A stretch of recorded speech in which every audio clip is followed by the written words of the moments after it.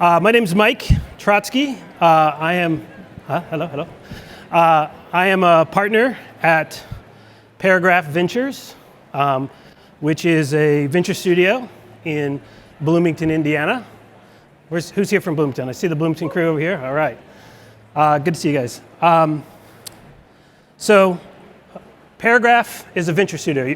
Raise your hand if you know what a venture studio is. Have you learned that here? Yes? Excellent. We build applications in exchange for equity. We are kind of a software-focused venture studio. Just raising a $10 million fund. We're a little over halfway through that process. We've made 3 investments so far.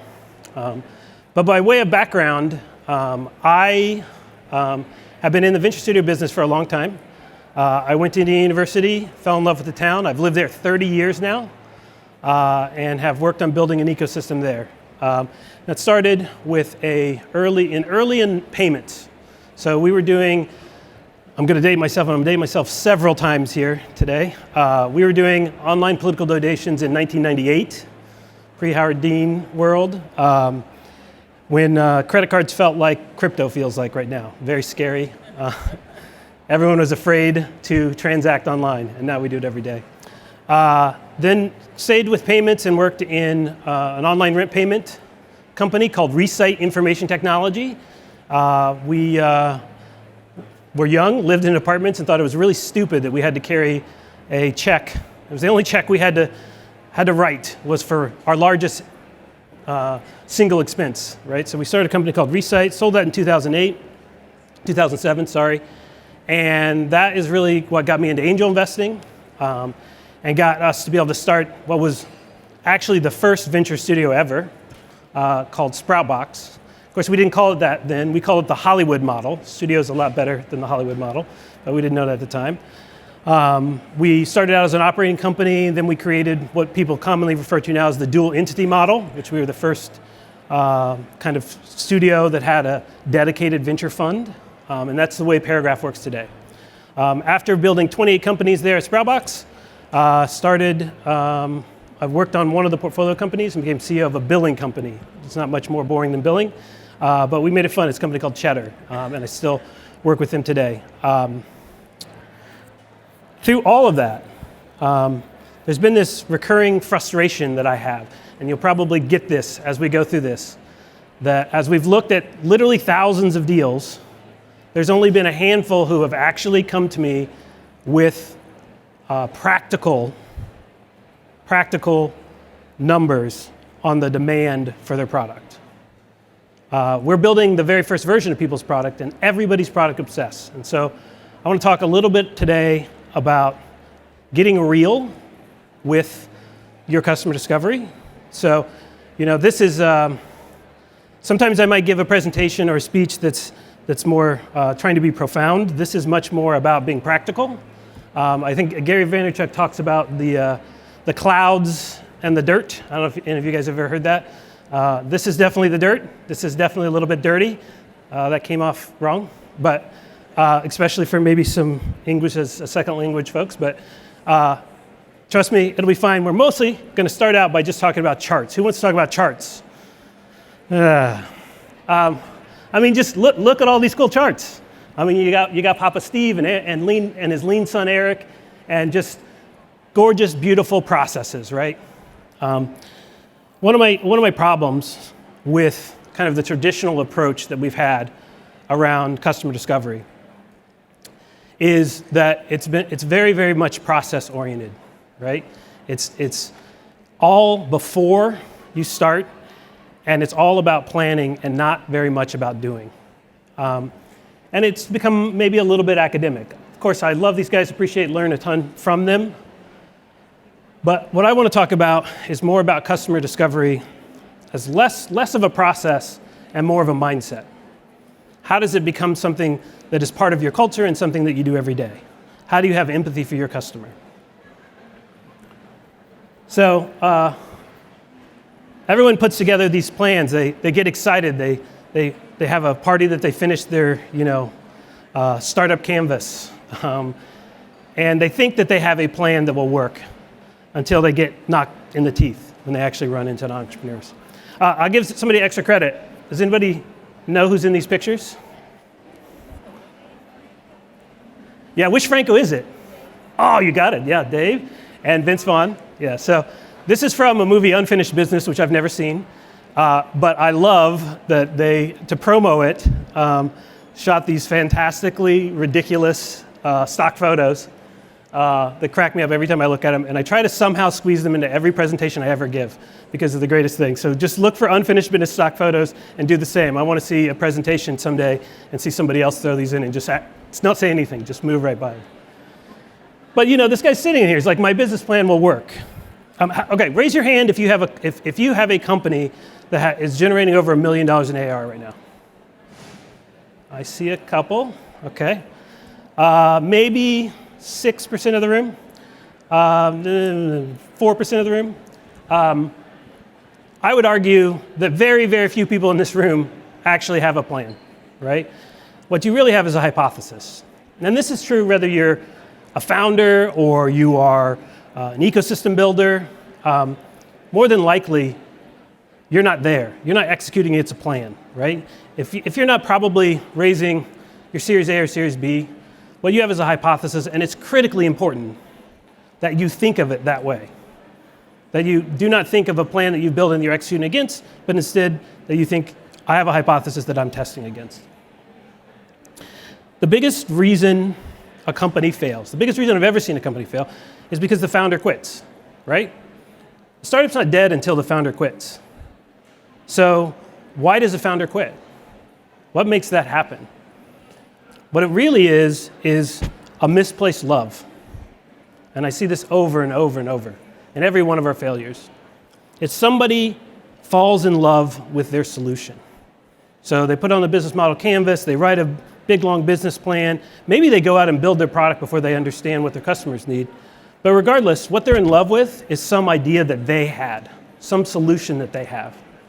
The founders that have consistently succeeded in our portfolios have been founders who are not in love with their solution, are terrified of their solution. They're nervous about it. What they're in love with is solving a problem, and they wake up every day excited about that. So when that solution that you have hits the market and it doesn't quite work, most founders feel downtrodden. They give up, they quit, they failed.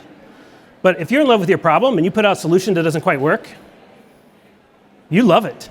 This is all you're looking for. This is what you're hoping to receive. So it's really critical that your mindset shifts. And what we're going to talk about here is really kind of the practical way that it helps your mind shift into falling in love with the problem. So you guys have probably all seen this quote from Reid Hoffman. It's my favorite, though, about what starting a startup is really like, right? It's like throwing yourself off a cliff and assembling an airplane on the way down. And when you look at people who have gone through a little bit too much of the traditional process-based customer discovery, they often feel like this before they've done anything. And I really think, hurling to the ground looks a lot closer to this. Your team huddled together, prepared, and ready.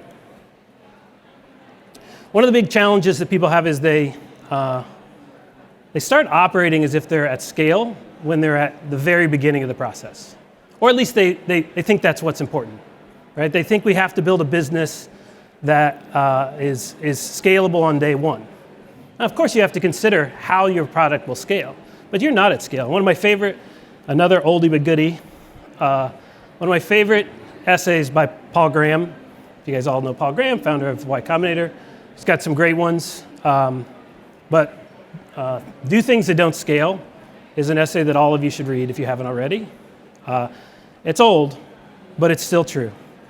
And it's about some of the early Y Combinator success stories. So one of my favorites is if you look at Stripe. You all know Stripe. This is their first website. It's pretty sweet.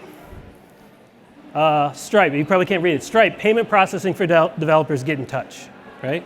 Now, pretty quickly, they did add a little bit of something to it. This is when I first saw Stripe. I remember this website. But you'll see right there, the biggest thing that Stripe is known for, and the reason developers love it, is for providing instant merchant accounts, I don't know if you guys have heard this story before, but Patrick Colson, the founder of Stripe, put up this website, and this is the actual site that was up. It said, start accepting payments instantly. Get started with Stripe. Now, what happened when you clicked on that link? You filled out their merchant information. It came to Patrick as an email. Patrick picked up the phone, called 4 or 5 of his friends that he had made networking in merchant processing, and tried to get you a merchant account. That was Stripe's instant merchant account for the first several months of operation. What were they doing? They were proving out that people wanted instant merchant accounts. They were showing that what they would eventually become had value. But they didn't go build an instant merchant platform to do that. They didn't start with their product. Like every founder I run into, what do they want to talk about? They want to talk about their product. They want to talk about getting enough money to build their product. This isn't a product. Why aren't they coming to funders saying, we've had 700 people in the last week try to get an instant merchant account? Never hear that. Very, very seldom. And when we do, that's when, as a pre-seed funder or an angel investor, I'm interested in writing a check when I see that that's happened. Because the truth is, like, everyone thinks, oh man, Mike, you love venture capital, you love startups, you must love risk. Must be your favorite thing, right? And they get it completely wrong. I hate risk. Risk sucks. Risk is what makes me fail, right? Like, risk is what I'm desperately trying to mitigate, and with every startup trying to figure out how to de-risk that company. So, what if I said that you could do something that mitigated huge chunks of the risk, right? So, in every startup, there's lots of different kinds of risk, but the 4 main ones are founder risk, right? We already talked about that. Founder decides, I'm done with this, right? That's the number one way. And that's why you hear so many firms so focused on, like, what are we focused on? We're focused on founders, right? And usually what that means, actually, is rough for first-time founders. Because it means that what they're doing is they're saying, well, I'm going to invest in a founder who's already built and sold a business, or even built and failed in a business and stuck with it. Because it's a demonstration of the fact that that founder will make it through the hard times of a startup, which is one of the biggest risks you have as somebody writing a check, right? But how can you kind of demonstrate that ahead of time? The next big thing is market risk, and this is the hardest one to control without doubt, right? Like, timing is crazy. Timing is absolutely crazy. You know, that's why great founders can start startups and fail, even though they do everything right, because timing is real. Competition is real. You don't know what's going to happen and when, and how funded your competition is going to be. There's all kinds of things in that. The way that venture capital firms mitigate market risk is primarily through portfolio effect, right? That's the whole idea. You invest in 90 startups, 10 of them succeed, right? That's not great for the founder, though. And so, you know, that's one of the reasons we want to build a studio, rather than just writing checks, is that we're really excited about helping founders succeed like we were when we first started our companies. And we're super broke. Nearly, you know, I'm surprised my wife married me in the context that I was in. I was driving an 83 Chevy Citation that I had wrecked and pulled the front forward and put wood in to hold the lights in, right, at the time that we met. And I needed something like what we're trying to provide with Paragraph. Next is product risk, right? And that's a technical risk. It's that the idea is impossible, or which is very seldom the case. Usually it's just finding the right resources to execute on the product. And then finally, financing risk, which used to be a huge thing here in Indiana. Those of you from out of town, like in 2008 when we started Sproutbox, we were the second fund, really, and there were some angel groups, but like there was no funding ecosystem. There was nobody doing seed fund investing in Chicago. We were building all these companies, hopefully with just our $250K of investment would be enough to get them all the way through the process, because there was no other funding to happen. And so if you're an early angel investor, it can be risky. You put the dollars in. If there's nobody to put the next dollars in, there's true financing risk. But the truth is, you can go a long way before you even start on your product to mitigate a number of these risks, right? You can help mitigate founder risk, market risk, and product testing. And to do that, start smoking. And what I mean by this is not smoking cigarettes. I'm talking about smoke testing. How many of you guys are familiar with smoke testing? Okay. Not very many. So smoke testing is really simple, right? It's like based around the idea that like if there's smoke, there's fire, right? But there's several different kinds of smoke tests. There are a bunch of different flavors of them. But all of them share one thing in common, which is determining if there's enough customer demand to justify the build of a product, right? And you can do this tons of different ways. You can have a false form, you can have a sign up, you can have, well, we're going to talk a little bit more about painted door. There's lots of different approaches to this. But this central idea that before you even start on your product, if you haven't run a smoke test, you shouldn't write a line of code on your product. If you haven't ran several of these, you shouldn't be doing that, right? And really, the truth about customer discovery is that it's mostly just about empathy. It's about, you hear put yourself in your customer's shoes, right? Look at it from their point of view. What does that mean? What does that mean practically? Well, one simple thing is, how does it start for your customer? Do they start with you in the middle of your product? Of course not, right? They start from somewhere else. They start from a word of mouth. Maybe they see an ad, right? You do an email outreach. You see them at a booth. They come up to your booth or something, right? That's their first touch point with you as a customer. I mean, you as a business. Is how your customers see you begins with something small. And that's where you should begin too, right? You shouldn't begin down here at product. You should begin at their starting touch point, right? Start here. Start at the top, not here, where everyone in this room probably tries to start their company.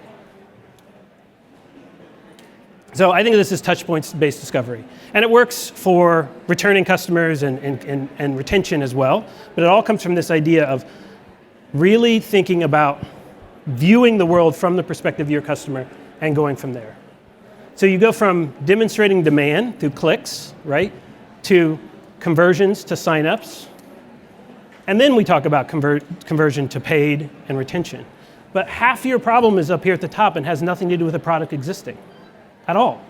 Half of the business's problems have nothing to do with all exist before they even know what the product does, right? Why aren't you solving all that problem?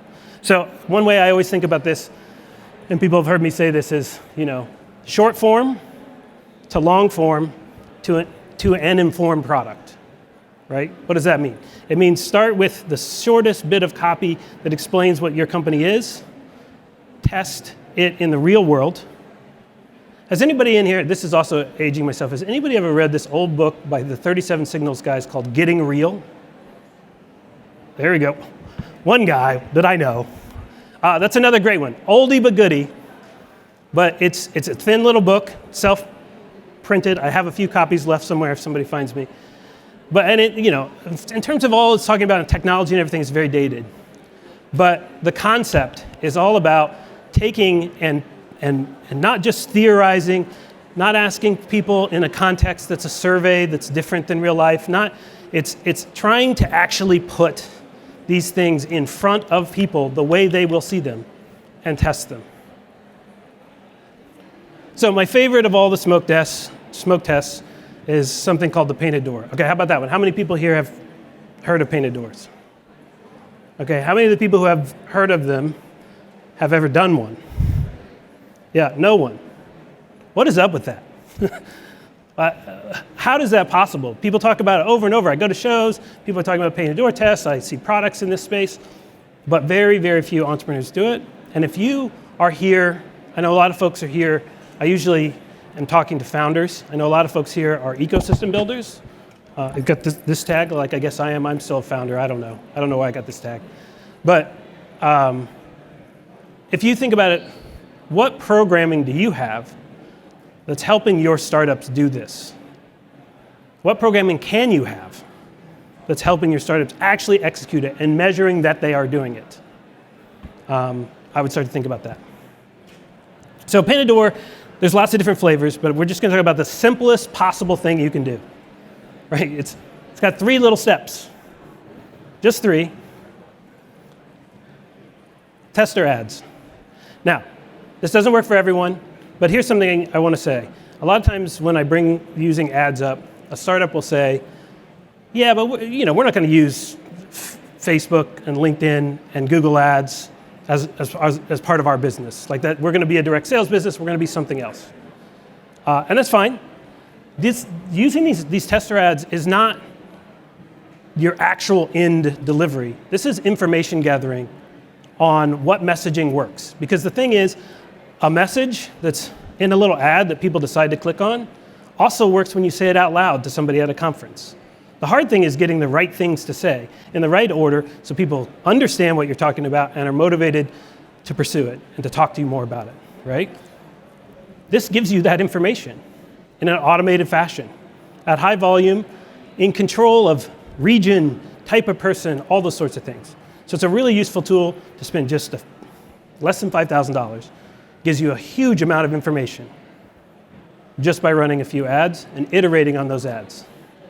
So one of the things we try to figure out is push versus pull. So what does that mean? Some products people are looking for, right? And intent-based marketing like Google AdWords or Quora are great for that. Somebody's looking for a product and you're grabbing them. They're looking for something or you're grabbing adjacent, but you're able to pull them in. Some products are push products, which means you need to tell somebody about them for them to get excited about it. Like they didn't even think that was possible. Or maybe they didn't even know they wanted it. Like nobody woke up and said, you know what I want is to only be able to type 140 characters in a box on social media, right? But then once that limitation was put in by Twitter and somebody showed how that worked, and you could see that, oh, now I can read this fast, and it's a totally different experience, right? It was a great product. So sometimes your product's push, sometimes your product is pull. And the ratio of success that you find between running ads on LinkedIn, where it's targeting based on the audience, versus running ads, say in Google, where it's targeted based on the intent, the request, gives you a sense of your ratio of push to pull, and then influences everything you do from that point forward. Like how you build your product, how you price your product. It's set by those things at the top, but people go out and build those before they even have tested what the nature of their product is. The second thing is just a very simple heat map site. There's a ton of tools for this. Build a single one-page site. This one here is one we did. That's not even the name of the company. The company was a company called Avenue that we were doing testing for that already existed, and so they wanted to avoid putting up a site and kind of tipping their hand that they were thinking about productizing their consulting service. So we made an entirely different brand called Road Planner, bought a domain, roadplanner.us, built a quick site. I mean, I made that logo, in ChatGPT in 4 minutes, right? It's not perfect in any way, shape, or form. But we bought ads for it, and we sent traffic here. And we iterated on the ad traffic until we got up to 8.9% click-through rate, which is really high. 1-2% is good by iterating on the copy and information on the ads. And then that told us what headlines to put on the site. And then we're able to see, what do people click on? When they click on the sign up, what are they looking at first? What do they click? Which sign up section did they click on? Are they more likely to click on, right? Again, we don't have a product. This is a huge product that we're not even close to being able to build. But we can build this in like 2 days. And then lastly, the last component of Painted Door is just a false sign up, right? Very easy. There's several ways to do this. This is one of my favorites. Hey, we're launching region by region, state by state, country by country. Give us your location and we'll let you know.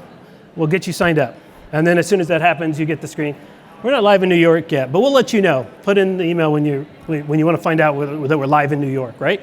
Well, the truth is there's no location that we're live in, right? But I can find out how many people read what copy and what set of copy when I A/B tested and find out which ones got to this page and then which ones gave the email address. Now think about how valuable it is if you can go to your developer or attract a co-founder or whatever, and you can say, hey, this is the description of the product that got us the most results. Read our website, and let's build a product that fits what we've designed through the copy of our website. Like, that's super powerful. And now, dude, this is so easy. It's so easy now. Like, I'm working on building an innate workflow that automates the entire process. So one of the things that, I don't know if I'm going to share it or if it's going to be a product or what. But one of the things that we do, we're called Paragraph. You might have heard that.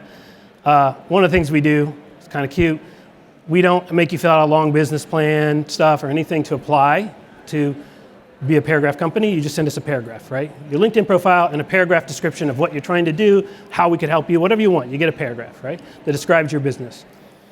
So my goal is to set it up so that we can literally go through all the paragraphs that come in, and I can hit a button and say, run a painted door for each of these paragraphs, right? These are our 10 favorite paragraphs that we've gotten this year. Let's spend $50,000 across all these to run $5,000 worth of ads, and I can hit a button and the whole thing runs. And that's totally feasible at this point. Now, I at first when I did this, I didn't realize, I thought this was going to be like a little more classroom-y than presentation-y, which is definitely more my vibe. But I wanted to go in and click through this and show it, but I don't have a keyboard if you can't tell.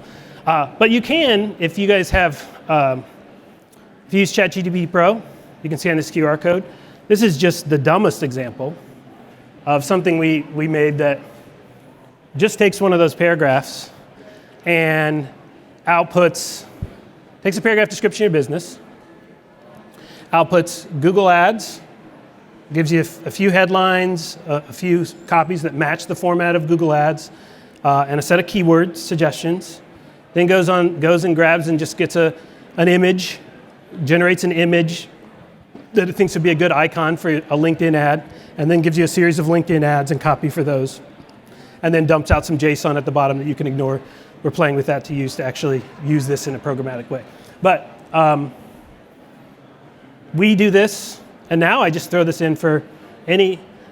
There are people in this room who I've taken your business idea because you've applied to Paragraph, and I put it in this, and I've got a series of ads that maybe will run, right? We do that with everybody. So there's only 17 minutes left. I'm not going to spend a lot of time on how this same mindset applies to current product. But one thing I'll just say, that same point of view, where you're looking at things from your customer's point of view, applies hugely to products that are already in production. So the number one thing that's busted on almost everybody's systems is their sign-up flow, because nobody in the company ever does it. They do it one time and then they forget about it, right? It's the same sort of thing. They have just an inability to think about the universe from the point of view of their customer. There's some great tools with that. We could talk for a while about product fruits. My business partner loves product fruits because he's not a very good developer, and so he can do cool things like add checklists and tool tips and things like that. Pindo is also a more expensive, popular tool in this whole world of product experience platforms, which I would also encourage you to dig into. So, okay, who's this? Yes, there you go. So you may ask yourself, how much easier would it be to do all the things you want to do as a founder? And the same is true for an ecosystem builder when you're thinking about your founder's goals, right? How much easier is it to find a technical co-founder? I bet if you're an ecosystem person, that's what I get constantly. Hey, I need a technical co-founder. How much easier is it to raise a friends, family, and fools round, right? First round of financing. How much easier is it to get into that accelerator you're trying to get into when you actually have produced and ran a painted door that produces numerical results where you can say, with it, we ran 24 ads with these set of ads. We got up to an 8.9% click-through rate with this messaging. We had 712 people come to the site. We had this many people look at each of these sections. This was our most important piece of copy. This was our biggest click-through.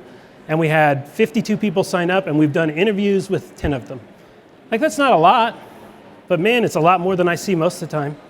Most of the time what I see is somebody has an MVP they put together that's cool. It's pretty cool, but how do I don't know what's mitigated risk-wise for that. Maybe they demonstrate a little bit of mitigation of product risk, but that's basically it. So I guess the last question I want to talk about you. I was trying to leave about 15 minutes to hear from some of the founders and hear the answer to this question, which is my central question. what is stopping you from doing this, right? So if you could just, yes, tell me a little bit about your business, and maybe we can talk through what the things that are slowing you down are, and see if we can't help get through those. So if you would, maybe one of my Bloomington folks will go first, and grab a mic. I don't know where our runner went. Ah, there he is. Anybody? Tyner. What? I still can't hear you, sorry. When is it appropriate to stop running painted door tests? I don't think really ever, but obviously they're most valuable at the very beginning, right? So, and when I mean the very beginning, when I talk about short form to long form to inform product, obviously once you've built your product, you're kind of stuck, and hopefully you did enough of that ahead of time. But I will say that there are a lot of times that it's appropriate to run another painted door because you are deciding to add a mobile product, you're deciding to add a new product line. I mean, just like the painted door that we ran for Avenue that I was talking about, that was a company that already existed that was thinking about adding a new product, right? But I generally think it's at the beginning of the process. I think, we have been talking a lot about this because as we're building that innate-in workflow system, we've been thinking about actually selling that product and running a painted door on our painted door builder. Because that's one of the big questions. It's like, how sticky is this? Like, it's not something necessarily that, I love subscription models. I run a usage-based subscription billing company. Like, I'm not sure it fits for that because I don't know how much you continue to use it. But you certainly should be using it at the pre-seed and seed stage of any new endeavor. Other question, Jack?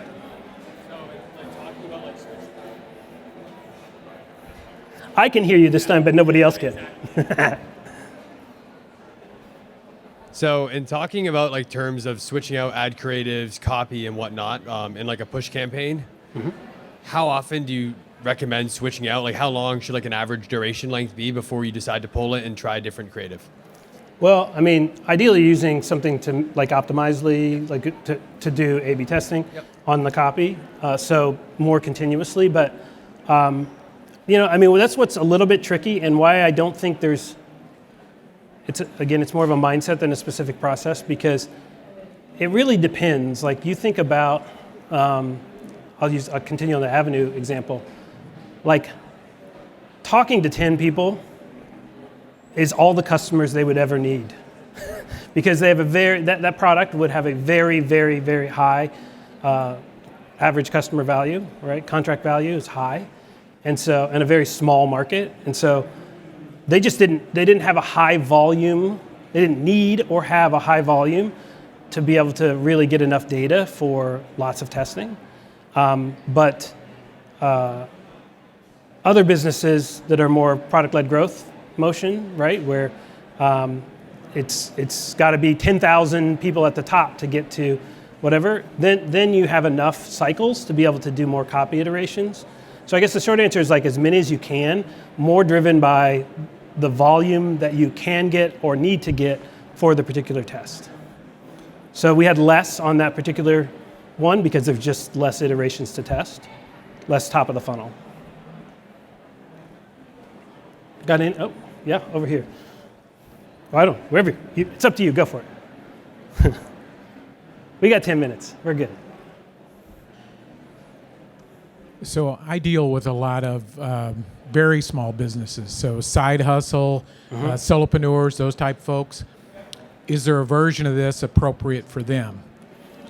I mean, I guess my argument is that it's so inexpensive, and I honestly, I think somebody could they could get 80% of the way there, spending maybe $1,000 across 2 different platforms, and spending a week, especially AI enabled, could spend a week working on it and get data out. So you got to be pretty small that's not worth it, in my opinion. Just to do that. Now, there's a difference between that and going and hire. I mean, we do some consulting work at Paragraph. You could come hire us for $60,000 to run one of these for you and build the website all out. I wouldn't recommend that. That makes sense for a larger organization that's trying to get some external injection of entrepreneurship into whatever. But for a solopreneur or very, very small company, there's no doubt that this is somewhat predicated on this idea that you're trying to raise money. So I get if you're not. But even in that case, even if you're bootstrapping and you're building your own product, whether it's a physical product, whether it's a haircutting service, or I'm involved with a company called Cardinal Spirits, right? Whether it's a distillery, like one of the guys who first did painted door tests used to work. Now is the CEO of Cardinal, or was the CEO of Cardinal. Used to do this kind of work for us in startups, right? So he applied the same thing to deciding whether or not it makes sense for them to produce a whiskey, a single malt whiskey or not, right? So it works for physical products. Obviously, you're adapting the same mentality, but that mentality works for everyone. Would be what I would say. Yes, sir. I don't know. I'm not picking. He's picking. Sorry. Hi, I'm James Tolbert, and I teach James. at Ivy Tech Community College. And I'm curious about the people who respond to these ads. Are they expecting a reply? And if they don't get one, Is it interesting? they're like, wait, these guys are crooks or something? Yeah.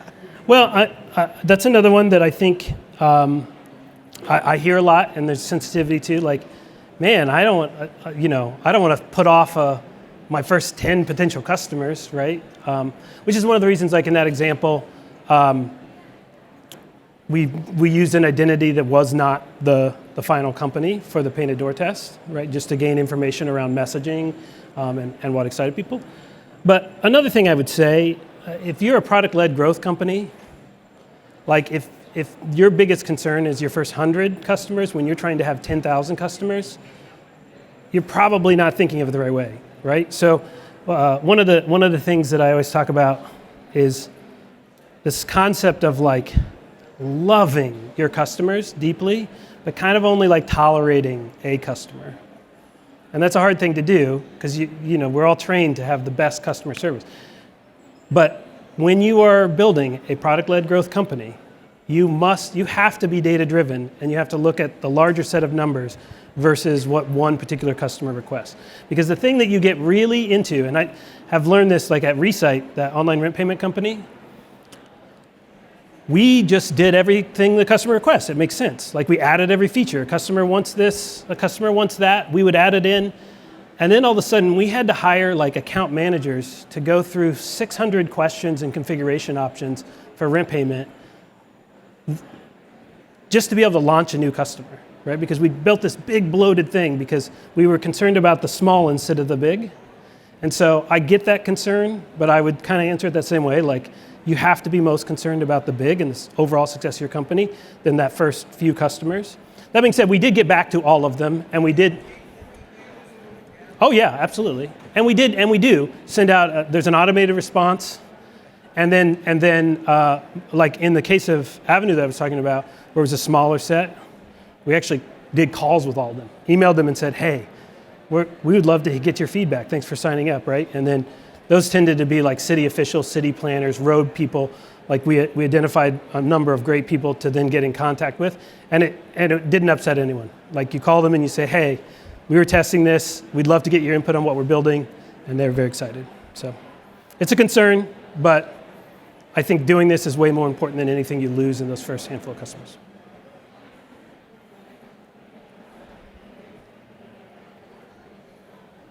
Hi, my name is Rebecca Singleton. I have a few businesses in Bermuda and the Cayman Islands. Thank you so much for all of your wisdom.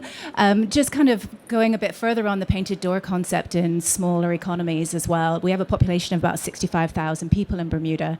How would the painted door concept work where we kind of value authenticity, everybody knows everybody?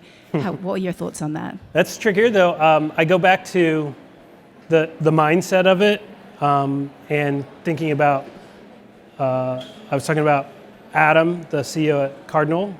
They mostly were testing inside into their own their own community, which was small in itself and knew each other, right? And that's more about just sending out information and seeing what the response is, which is not that complicated. People do, that's probably what you do now. But the same mindset still applies, which is like, I'm not going to start building anything until I know that, in your case, there's 65,000 people. What is the threshold of people that have expressed interest and excitement in some way about this before I start building anything? How can I prove out that demand? If it's 2,000 people, this is what, like, another approach to this is like the way Kickstarter works, right? It's like taking small communities and seeing and testing how much interest there is among a smaller community. Like I think about Exploding Kittens. You guys know Exploding Kittens, the game? Have you ever seen that, right? Like that was a community that they ran a Kickstarter against to try to identify if it was worth printing a game. Now, they did do some of the design of the game, obviously, ahead of time, but it's the same idea. Like, why would you print the game and then go try to sell it to the community? You would start by demonstrating and proving demand in some numerical way. And I think that that's just a universal truth, but as much as no one ever disagrees with that. It's just no one does it. That's what's crazy to me. It's not like people are like, oh, well, yeah, I wouldn't do that. That doesn't make sense. It's just in practice, when I watch them, all they wake up every day and think about is their product instead of demonstrating demand. I don't get it, but it's what everybody does. So don't do that. I told somebody, they were like, what are you going to talk about? I was like, I'm basically going to say the same thing over and over for 30 minutes and hope it changes something.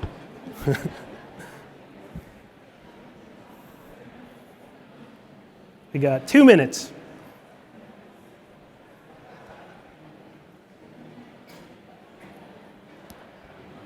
This is more of like a local-based question, but could you tell us a little bit more about Paragraph for those who are in the Indiana entrepreneur ecosystem? Yeah. And then for those who are outside of Indiana, what other organizations are like that elsewhere in different scale? Sure. So Paragraph, as I said, is a venture studio. The way we operate is we have a studio that does a whole bunch of different services. Software development being at the core. And that's one of the things that's a little bit different about us as a studio, as a lot of studios. A lot of studios, even ones I love or we're involved with, like High Alpha, are more focused on the sort of connections, advice. High Alpha is great at design, right, side. We're kind of starting at the software engineer. I'm a recovering software engineer, right? So like we're starting from software engineering and moving forward.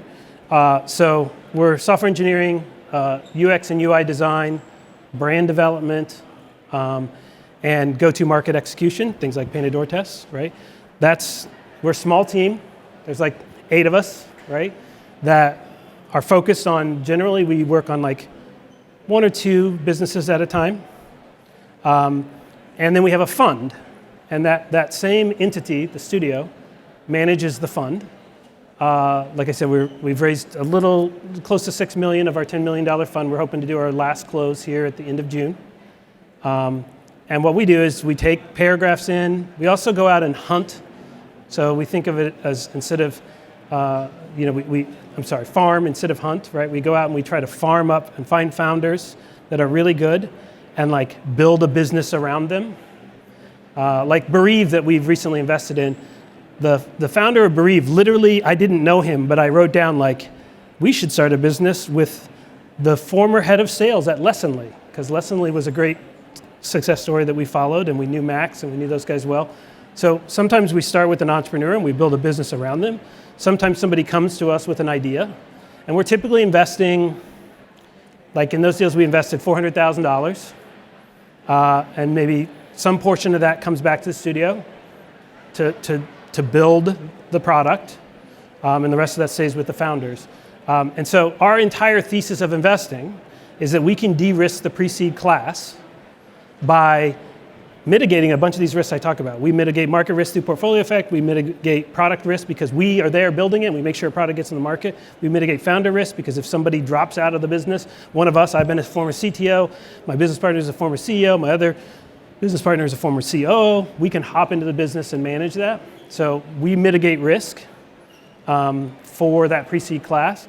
But our belief is that we can do that. We can do better than other investors because we do studio services with every deal. So we are deeply involved in the companies. And people say that all the time. We're venture capitalists, we're deeply involved. I mean, we're writing code and we're on sales calls and we're actually building product alongside the founders. And that's what Paragraph's all about. And that's generally Venture Studio, but there are a lot of different flavors of Venture Studios. Not all of them are awesome.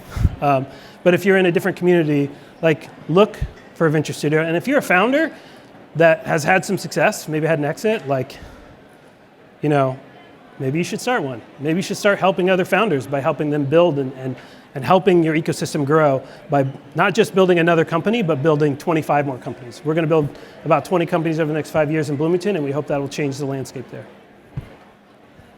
I think I'm over now, aren't I? Anything else? One last question, and then I'll get out of here.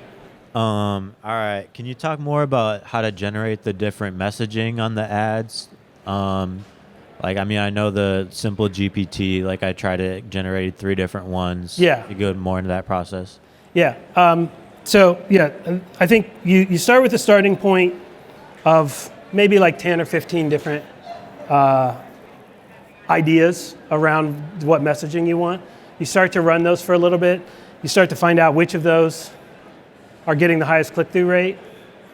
Then do another iteration of like, okay, what if I had 10 of in this concept? So we'll group them into groups. Like, let's say I'm doing billing, and is it more, if I talk about usage-based, and I have a whole series of things that's talking about usage-based versus recurring billing versus subscription billing, you know, I kind of put them in different groups.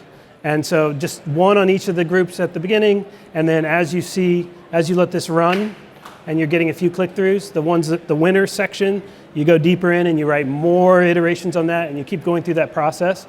It varies to where you get to where you're feeling like I said, you're blowing away that you're getting above the 2-3% typical click-through rate, say on a Google ad, and or LinkedIn ad, and you're getting up to 6, 7, 8, 9. That's when you're kind of done. But it could be 100. It could be you could be doing really well right off the gate, and you only do a few, and it's like, okay, this is really good. Often when that happens, you're like, this is what we should be working on. This is a great opportunity because there's a lot of demand for this, no matter how I say it. I just encourage you guys to do that stuff. I will be around the rest of the show, so if you want to grab me and ask any other questions or see if I can't help you specifically, I would love to. So thank you guys.